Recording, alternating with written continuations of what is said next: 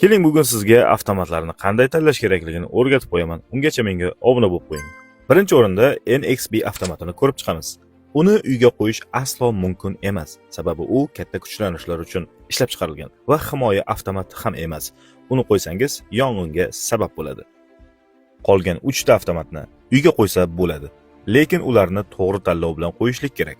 Masalan, B turdagi avtomatni faqat lampochkalar uchun yoki mayda sechinadagi kabellar uchun qo'yish to'g'ri tanlov bo'ladi. 3-avtomat, ya'ni S turidagi avtomatlarni uyga qo'ysa bo'ladi. Masalan, ularni konditsioner, nasos kabi narsalarga qo'yish yaxshi tanlov. Bu odatda universal avtomat hisoblanadi.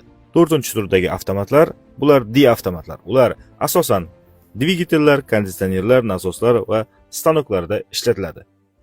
Elektrik kasbini tekinga o'rganish uchun bizga obuna bo'lib qo'ying hamda videoga like bosing va yaqinlaringizga jo'natib qo'ying.